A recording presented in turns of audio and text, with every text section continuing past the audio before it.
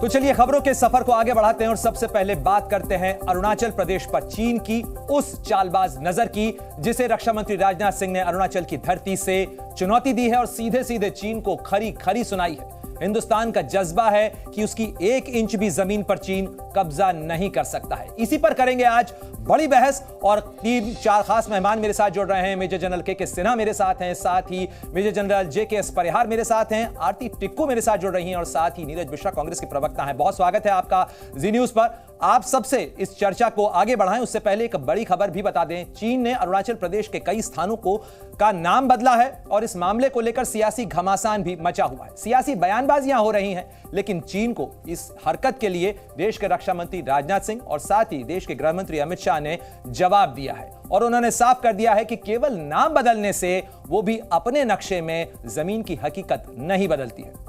प्रांतों के कुछ स्टेट्स के हम नाम बदल दें तो क्या नाम बदल देने से चाइना के वो स्टेट्स हमारे हो जाएंगे? इस गफलत में चाइना को नहीं रहना चाहिए।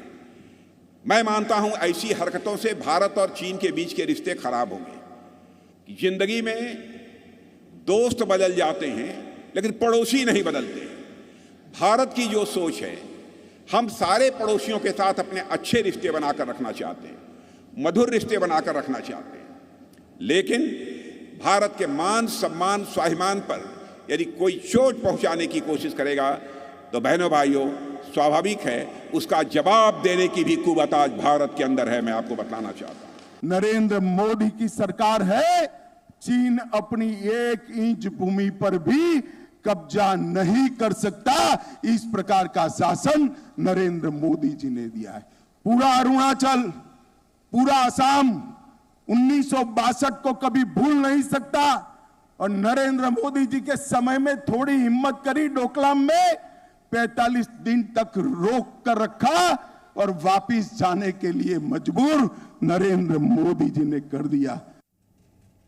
देश के रक्षा मंत्री को आपने सुना, देश के गृह मंत्री को आपने सुना और चलिए अब आपको देश की सुरक्षा मामलों की समिति के एक और सदस्य यानी CCS के एक और मेंबर विदेश मंत्री डॉक्टर S जयशंकर का बयान सुनवाते हैं। उन्होंने अरुणाचल प्रदेश पर जिस तरीके से चीन ने दावे किए हैं उसको लेकर किस तरीके से जवाब दिया।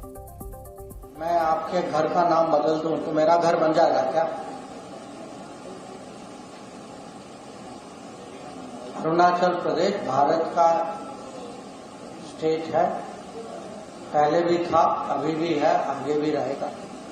तो ये नाम बदलने से कुछ नहीं होता। तो नाम बदलने से हकीकत नहीं बदल जाती है। किसी के घर का नाम आप अपनी किताब में लिख लें तो वो घर आपका नहीं हो जाता है। लेकिन सवाल इस चीज को लेकर खड़ा होता है कि आखिर चीन बार बार इस हरकत को, इस करतूत को अंजाम देता क्यों है। सबसे पहले मैं जनरल KK सिन्हा आपका रुख करना चाहूंगा। कई बार भारत ने इसी तरीके के जवाब दिए हैं। चीन भी अच्छी तरीके से जानता है कि अरुणाचल प्रदेश पर वो केवल दावा कर सकता है, कब्जा नहीं। फिर ये नक्शों पर राजनीति क्यों? प्रणय, जय हिंद। देखिए, जो आज हम डिस्कस कर रहे हैं वो चाइना का ये जो एक एग्रेसिव डिज़ाइन है, जो हेजेमोनिक बिहेवियर है और एक उसका एक तरीका है कि वो पहले कैटेगोरिफिक तरीके से एक वॉरफेयर खेलता है और वो उसको खेलता है केवल यही नहीं कि भारत के साथ, वो खेल रहा है इंडो पैसिफिक में भी 9 डैश लाइन के ऊपर में, जहां पर नाम बदल के इसको कैटेगोरिफिक तरीके से खेलता है। देखिए 2006 में पहली बार जो एक एम्बेसडर थे, चाइना के एम्बेसडर, उन्होंने कहा कि अरुणाचल प्रदेश इज साउथ तिब्बत, उन्होंने 2006 में कहा जी। उस समय हमारा रिस्पांस बहुत धीमी या बहुत कमजोर रहा। उसने कहा ये जंगनान है, साउथ तिब्बत है, 90,000 स्क्वायर किलोमीटर। पहली बार 2006 में हुआ है जी। और 2017 में आप देखिए पहली बार उसने नाम बदलने की प्रतिक्रिया शुरू की। जब दलाई लामा साहब वहां स्टेट विजिट पे गए हुए थे, उसके नेक्स्ट डे उन्होंने 6 नाम बदले थे 2017 में। उसके बाद 2021, 2022, 2024 हमारी रिस्पांस बिल्कुल 2006, 2022, 2023 जनरल KK सिन्हा। लेकिन जनरल JKS परिहार भी मेरे साथ जुड़े हुए हैं, मैं उनका भी रुख करना चाहूंगा, उनकी भी टिप्पणी चाहूंगा इस पूरे मामले पर। जनरल परिहार, अगर आप देखें नामों को बदलने का सिलसिला, उसको साउथ तिब्बत बताते हुए उस पर दावा करने का जो सिलसिला है वो चीन का पुराना है, लेकिन क्या इसके पीछे कोई एक स्ट्रैटेजिक डिजाइन भी है? क्योंकि बार बार नक्शों पर यह दावे भी किए जाते हैं, साथ ही बॉर्डर के ऊपर एलओसी के आसपास, एलसी के आसपास कई जगह पर वहां पर एलएसी पर गांव भी बसाए जा रहे हैं, वहां की बसाहट बदली जा रही है, यानी कहीं ना कहीं डेमोग्राफी का खेल भी जनरल परिहार खेला जा रहा है। जी, जहाँ तक चीन का सवाल है, उसकी हमेशा उकसाने की आदत रही है, जैसा जनरल सिन्हा साहब ने भी बताया, और वो उकसाता रहेगा। मैं आपको स्पष्ट कहना चाहता हूँ कि आज के ज़माने में गोली से जो है आप जो है ज्योग्राफी और जो इंटरनेशनल बॉर्डर्स है वो चेंज नहीं कर सकते, चाहे वो अरुणाचल हो, चाहे लद्दाख हो। आप देख लीजिए, रूस इतना ताकतवर था, यूक्रेन में वो बॉर्डर चेंज नहीं कर पाया। तो ये जो है गोली का नहीं, बोली का सवाल है। पर अपना उनको भी पता है कि अरुणाचल प्रदेश पे वो कभी एंटर कर नहीं सकते। ये एक तरह से माइंड गेम होता है, और उनका सारा फोकस जो रहता है कि वो ईस्टर्न लद्दाख का जो उन्होंने चेंज किया है उस पर वो डटे रहें, और कुछ कंसेशंस वो परसेप्शन के नाम पे लें। और यही वजह है कि पिछले 50 साल में उन्होंने एलएसी को इंटरनेशनल बॉर्डर में कन्वर्ट नहीं करा है, उनको सूट करता है। तो ये माइंड गेम है, और हमें इस पर कोई ज़्यादा मतलब वजह देने की कोई ज़रूरत नहीं है। चीन अपना नाम, मेरा नाम वो जेकेएस की जगह कुछ और रख ले, आपका जी न्यूज़ का सी न्यूज़ रख ले, तो बदलना थोड़ी है वो। और आज की डेट में भारत की जो डिफेंस पॉलिसी है और जिस तरह से हमारे डिप्लॉयमेंट है, कोई उसमें गुंजाइश नहीं है। जेकेएस परिहार, यही सारा बड़ा मामला है इस पूरे विषय के ऊपर। अगर आप देखें कि चीन लगातार वो चालबाजियां चलता जाता है, लेकिन इस मामले को लेकर जो सियासत होती है, नीरज मिश्रा, कांग्रेस का अगर मैं रुख करूं, कांग्रेस अच्छी तरीके से जानती है, सत्ता में रही है, और कांग्रेस के राज में ही संसद का वो रेजोल्यूशन पास हुआ था जिसमें कहा गया था कि किसी भी कीमत पर चीन के कब्जे वाली जमीन हम वापस लेकर आएंगे। ऐसे में फिर इस मामले को लेकर कम से कम ये जो राष्ट्रीय सुरक्षा के मामले हैं, राष्ट्रीय रक्षा के मामले हैं, इस पर तो सियासत नहीं होनी चाहिए, क्योंकि जवाब हमें चीन को देना है। प्रणॉय जी, हम लोगों ने तो सदन में जब ये ज्वाइंट सेशन बुलाया गया कि चीन किस तरीके से हमारे देश में घुस गया और लद्दाख के 65 में से 29 पेट्रोलिंग पॉइंट उन्होंने अपने कब्जे में कर लिए, और बाद में जब युद्ध विराम होकर जो स्थिति बनी, उस पे तो हम लोगों ने सदन में कहा कि जब भी देश के बॉर्डर्स के बारे में या भारत राष्ट्र के बारे में बात आएगी तो कांग्रेस पार्टी के सांसद और उसके सब कार्यकर्ता आपको सबसे अग्रणी पंक्ति में मिलेंगे। लेकिन मुझे एक बात की आपत्ति भी है प्रणय, आपने जो अपनी न्यूज रिपोर्ट चलाई, आप बीजेपी के जो मेंबर ऑफ पार्लियामेंट है अरुणाचल से, तापिर गाव, उनका बयान भी तो चला देते। या तो उन्होंने सदन में झूठ बोला, या आज रक्षा मंत्री और गृह मंत्री झूठ बोल रहे हैं। उन्होंने तो सदन के अंदर यह सवाल उठाया अपनी सरकार से कि 2000 किलोमीटर की जगह जो है वो चीन ने अपने कब्जे में कर ली है, उसके अंदर उन्होंने गांव बनाने शुरू कर दिए हैं। और ये देखिए ना, ये एक लॉन्ग टर्म प्लान है। जो आपने सिन्हा साहब से पूछा था, आप उसका स्ट्रेटेजिक डिजाइन भी समझ लीजिए। ये सारी लड़ाई जो है ये आने वाले 50 साल 100 साल की लड़ाई है, क्योंकि ये ब्रह्मपुत्रा के पानी की लड़ाई है। आप देखिए 80% ब्रह्मपुत्र जी, लेकिन सवाल ये बिल्कुल ठीक मुद्दा उठाया आपने। आप ये कह रहे हैं कि ये लड़ाई 40-50 साल की लड़ाई है, पिछले 70-75 साल से ये लड़ाई चल रही है। लेकिन अगर इन सालों की अगर सिलसिले की बात करें, ये सवाल केवल 2000 वर्ग किलोमीटर की जमीन का नहीं है, बल्कि 38,000 स्क्वायर किलोमीटर का जो पूरा अक्साई चिन्ह है वो चीन ने कब्जाया। कैसे कब्जाया, कब कब्जाया, आप अच्छी तरीके से जानते हैं। लेकिन आरती टिक्कू का भी मैं रुख कर लेता हूं। आरती, ये सवाल स्ट्रेटेजिक डिजाइन का है, एक स्ट्रेटेजिक लड़ाई का है, और भारत ने पिछले कुछ समय के अंदर जिस तरीके से एक बिफिटिंग रिप्लाई देने की कोशिश की है, सरहद के ऊपर चीन को यह बताने की कोशिश की है कि अब वो नहीं चलेगा, और जैसा वो समझता है अब ये पुराना भारत नहीं रहा है। बिल्कुल प्रणय, आपने सही कहा कि ये वो भारत नहीं है जब 1962 में बेशक प्रधानमंत्री जवाहरलाल नेहरू जी ने कहा था हिंदी चीनी भाई भाई, और फिर चीनियों ने छुरा गोपा था आपकी बैक में, हमारी बैक में, और पूरे देश को उसका भुगतान भरना पड़ा। ये वो भारत नहीं है। वो हमने डोकलाम में करके दिखाया, 45 दिन तक जो लड़ाई चली, वो हमने लद्दाख में करके दिखाया, गलवान वैली में करके दिखाया। ये कांग्रेस की जितनी भी आर्गुमेंट्स इस टाइम है, ये सब बेकार के आर्गुमेंट है, क्योंकि पहली बार हुआ कि डोकलाम में और गलवान में इनको ईंट का पत्थर, जो भी वो फ्रेज मुझे भूल गया, ईंट का जवाब पत्थर से, हाँ, ईंट का जवाब पत्थर से मिला। तो वो इनको मिला है, तभी चाइना जो है, इनफैक्ट शी जिनपिंग जो है वो बौखला गए हैं। उनको ये रियलाइज नहीं हो रहा है कि इंडिया आज निर्भरता की बात कर रहा है। इंडिया का इंफ्रास्ट्रक्चर आप लद्दाख में देखिए, इंडिया का इंफ्रास्ट्रक्चर अरुणाचल प्रदेश बिल्कुल भारत तेजी के साथ सीमा के इलाकों के अंदर अपनी ताकत को बढ़ा रहा है। आप सभी बने रहिए मेरे साथ में। लगातार हम बात कर रहे हैं चीन की चालबाजियों की, उसकी कारस्तानियों की, लेकिन चीन का ये जो लैंड ग्रैब प्लान है यानी जमीन हड़पो कार्यक्रम है वो कैसे बढ़ रहा है उसकी एक तस्वीर भी आप देखिए। चीन का विस्तारवादी नीति क्या है? अरुणाचल प्रदेश की 90,000 वर्ग किलोमीटर पर वो अपना दावा करता है। अरुणाचल प्रदेश को वो साउथ तिब्बत बताता है। नाम बदलना, उकसाना उसकी रणनीति का हिस्सा है ताकि वो एक कन्फ्रंटेशन खड़ा कर सके। नामों को वो बदलता है, उन्हें चीनी में नाम देता है। अरुणाचल प्रदेश के खिलाड़ियों को वीजा देने से इनकार करता है। साथ ही अरुणाचल प्रदेश में पैदा हुए लोगों के वीजा पर वो कई बार आनाकानी करता है। दावा चीन का यह हिस्सा है, वीजा की जरूरत नहीं है, यह आधार बनाया जाता है, यह दावा किया जाता है और इसीलिए कहता है कि अरुणाचल प्रदेश में पैदा हुए लोगों को वीजा लेने की चीन से जरूरत नहीं है। अरुणाचल की सीमा पर इंफ्रास्ट्रक्चर लगातार चीन अपना मजबूत कर रहा है और 3,488 किलोमीटर की पूरी LAC यानी लाइन ऑफ एक्चुअल कंट्रोल पर चीन अपनी तैनाती भी बढ़ा रहा है और साथ ही अपनी जो मुस्तैदी है वो भी बढ़ाने में लगा हुआ है। लेकिन अब आपको सुनवाते हैं कि दरअसल राहुल गांधी का 30 अगस्त 2023 का दिया हुआ वो बयान जिसमें उन्होंने चीन को लेकर कई सवाल उठाए थे। लेकिन यह हम आपको बताएं उससे पहले आपको यह भी सुनवा देते हैं क्योंकि प्रधानमंत्री मोदी ने चीन को लेकर क्या जवाब दिया, क्या उनकी टिप्पणी थी, वो भी सुन लीजिए। भारत की संसद में 12-15 साल से बैठा हुआ कोई व्यक्ति जिसके परिवार के लोग पिता प्रधानमंत्री रहे हो, दादी प्रधानमंत्री रही हो, नाना प्रधानमंत्री रहे हो, जन्म से जिनको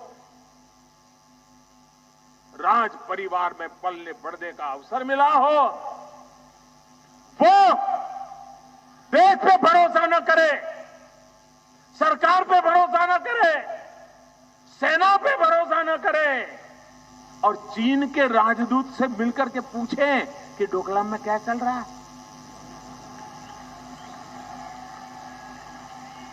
ये देश का अपमान है कि नहीं है? जरा आप मुझे बताइए, देश का अपमान है कि नहीं है?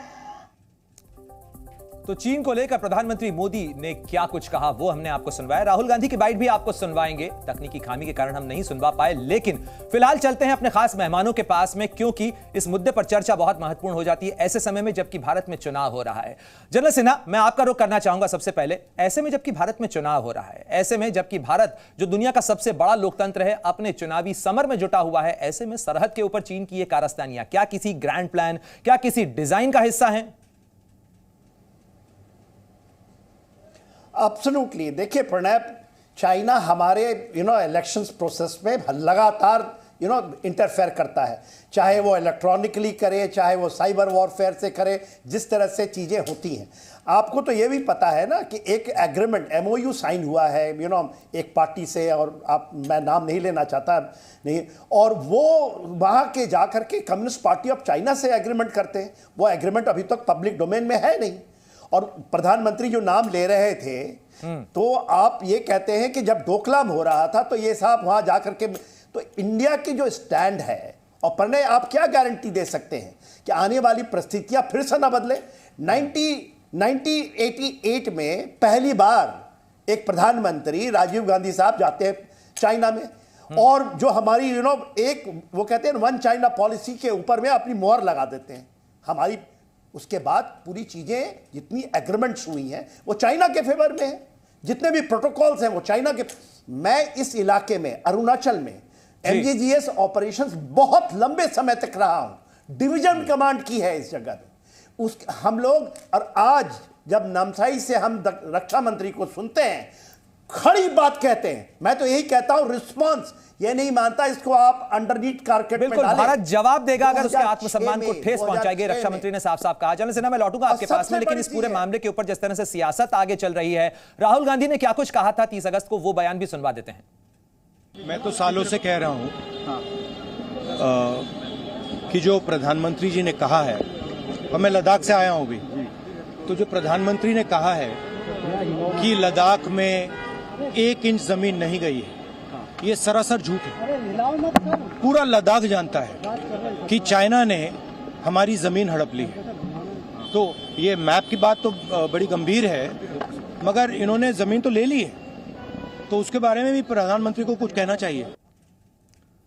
तो उस मामले पर भी प्रधानमंत्री को कुछ कहना चाहिए। राहुल गांधी कह रहे थे, लेकिन भारत की जो जमीन गई है वो कई साल पहले गई है। 38,000 स्क्वायर किलोमीटर जो अक्साई चिन का हिस्सा है वो भारत की चूक से कहीं ना कहीं चीन के कब्जे में गया है और वो अभी तक वापस नहीं आया है जो भारत को वापस लेना है। लेकिन जनरल परिहार, इस पूरे मामले के ऊपर सियासत अलग है, लेकिन राष्ट्रीय सुरक्षा का यह पूरा मामला है। और इस मामले में अगर देखा जाए तो क्या आपको नहीं लगता कि अरुणाचल प्रदेश के इस इलाके पर जो चीन की राजनीति है, चीन की जो कूटनीति है, चीन की जो स्ट्रैटेजी है, वो कहीं ना कहीं जो तिब्बत और जो बौद्ध तिब्बत हैं उनसे जुड़ी हुई भी है? दलाई लामा के बाद किस तरीके से वो कब्जा कर सकता है तिब्बत के पूरे इलाके के ऊपर, उससे भी जुड़ी हुई है?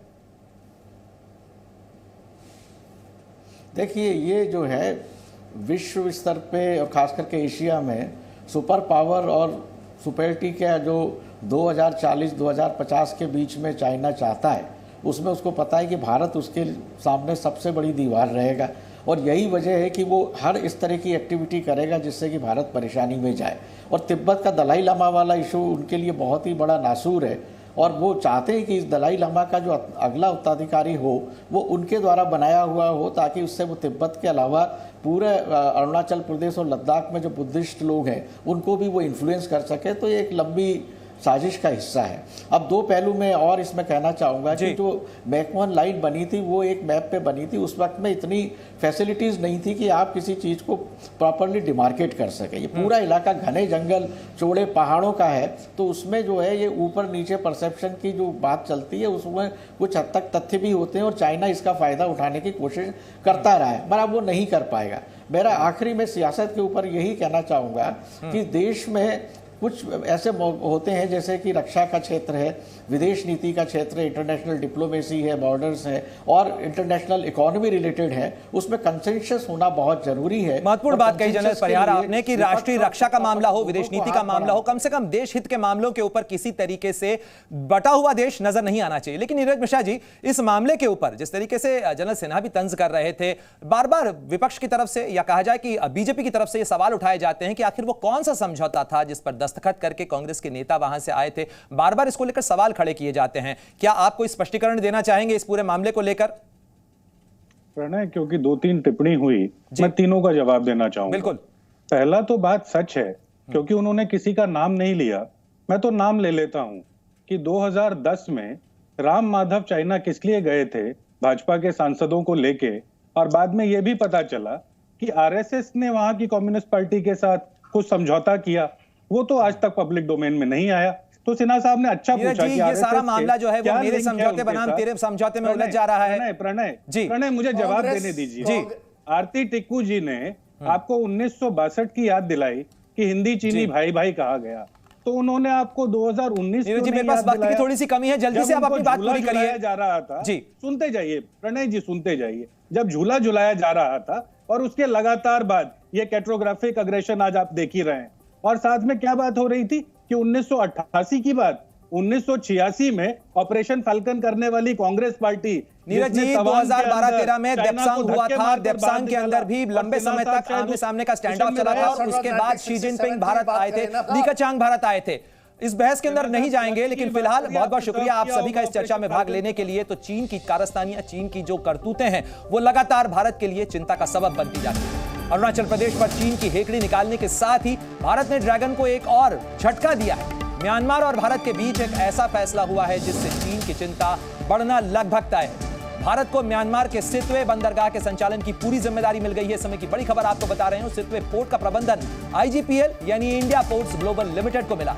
विदेश मंत्रालय ने सितवे में कालाबान नदी पर मौजूद पूरे बंदरगाह का संचालन संभालने के लिए IGPL के एक प्रस्ताव को मंजूरी दे दी है और सितवे पोर्ट भारत की मदद से 2016 में म्यांमार के रखाइन प्रांत के अंदर उसकी राजधानी सितवे में बनाया गया था और ईरान में चाबहार के बाद म्यांमार का सितवे पोर्ट दूसरा विदेशी बंदरगाह अधिग्रहण है। और भारत पड़ोसियों की मदद करता है, पड़ोसियों को मजबूत करने की कोशिश करता है, लेकिन चीन की तरह भारत की जो मंशा है वो किसी भी तरीके से दूसरे की जमीन पर कब्जा करने की कभी नहीं है। और जी न्यूज पर खबरों का सिलसिला लगातार जारी है। इस बड़ी खबर पर भी आपको अपडेट देंगे, आप बने रहिए जी न्यूज के साथ। जी न्यूज।